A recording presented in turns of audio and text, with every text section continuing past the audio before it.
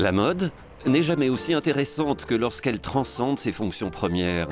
Se protéger du chaud, du froid, des agressions extérieures. Pour cet hiver, les créateurs et créatrices de mode ont mis l'accent sur une période particulière de notre histoire. Les années 70-80.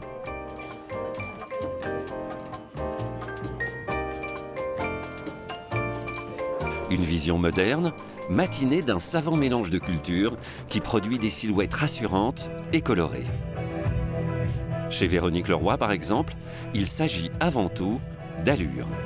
Elle est donnée par la chaussure, par les poids d'attache, d'accroche, ou la ceinture qui serre, l'épaule.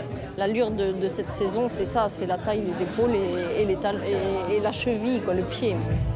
Les manteaux sont maxi, faits de superposition de couches de résilles et de mailles. Les épaules prennent de l'ampleur, sans toutefois donner l'impression qu'elles renferment des gants de boxe, comme à la fin des années 70. Mais l'important se cache dans les détails. Il y a souvent la ceinture avec le portefeuille tenu à une chaîne, accroché au pantalon, qu'on ne le perde surtout pas, ou qu'on ne se le fasse pas voler. Et ce sont des camionneuses. Des camionneuses, c'est-à-dire? Elles partent sur la route, elles sont libres.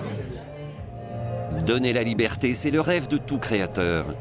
La jeune Hollandaise Esther Louise Dorrout-Mies s'inspire des oiseaux qui volent librement dans le ciel, mais peuvent se rassembler en nuées qui forment de gigantesques nuages. Un phénomène appelé murmuration.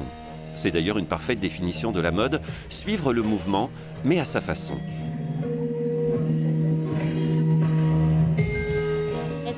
C'est le mélange de tous ces éléments, toutes ces identités différentes qui n'en forment qu'une. Ils forment une masse très compacte, mais comme ils ne se touchent pas, elle est transparente. Cela m'a tellement fascinée que j'en ai fait le cœur de ma collection. Mélanger les identités, panacher les genres. Tel est le credo de Bill Gayton. En 2011, il a repris les rênes de la maison de celui dont il fut l'assistant pendant plus de 20 ans, John Galliano. Je suis tombé sur une série de photographies d'officiers de la Première Guerre mondiale, accompagnés de femmes vêtues de façon très féminine. Je suis parti de là et j'ai mélangé la rigueur du vêtement masculin avec la fluidité du vestiaire féminin. Ça, c'est vraiment l'esprit Galliano. Il s'agit d'habiller la sensibilité, ce qui est plutôt aristocratique en un sens.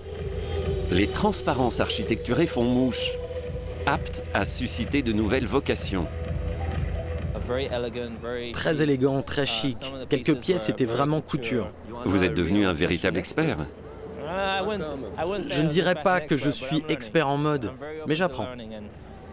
J'ai vraiment envie d'apprendre, parce que la mode, ce n'est pas quelque chose que vous pouvez appréhender comme ça, d'un coup. Il faut avoir l'esprit ouvert. C'est pour cela que j'assiste à beaucoup de défilés, pour voir les différents styles proposés par ces génies créatifs. Parfois c'est très beau, parfois c'est excentrique. Depuis les années 70, Kenzo reste la marque emblématique du mélange des cultures. Pour cet hiver, la Griffe érige en égérie une héroïne de la bande dessinée japonaise. Il y a des influences aussi qui sont pas ethnocentrées. Ça respire plein de cultures très différentes. Ce qui m'a frappé, moi, c'est que c'était à la fois féminin et guerrier. Mais peut-être que je vois de la guerre partout, des guerrières partout, moi. C'est mon côté femme forte, je sais pas, non? Techniquement, les modèles sont une fusion entre l'uniforme de Sailor Moon et ceux des marins de la Royal Navy. On avait l'idée d'une célébration de la culture occidentale par la culture orientale. L'idée que l'esprit occidental pouvait accoucher de choses drôles, que ce soit des duffel coats ou des vestes de marin. L'idée était de reprendre ces codes et les rendre amusants. La créatrice chinoise Ma Chama a appris les techniques de travail de la céramique au Japon et l'architecture du vêtement à Londres chez Alexander McQueen. Pour sa collection, elle a mélangé les deux apprentissages. Elle crée une chose, la casse, puis recolle les morceaux. Au final, c'est beaucoup plus beau qu'avant. L'idée était d'exploiter les matériaux les plus chers au monde pour en faire quelque chose de disloqué. Mon idée globale était d'exprimer quelque chose d'imparfait de façon parfaite. Pour le Californien Rick Owens, la mode est une affaire de couple. S'il est aujourd'hui une star, c'est en grande partie grâce à son épouse franco-algérienne, Michel Lamy. Elle est sa muse. Je pense que justement, cette histoire de muse marche là. Parce qu'il aime la structure. Et moi, je suis très chiffonnée. Donc, en fait, il en fait des merveilles. Une inspiration qui se nourrit de l'alliance des contraires et invite aux rêveries métaphysiques. S'évaporer et devenir partie de ce qui est plus grand que nous fait approcher l'éternel. C'est une énergie positive qui nous fait progresser.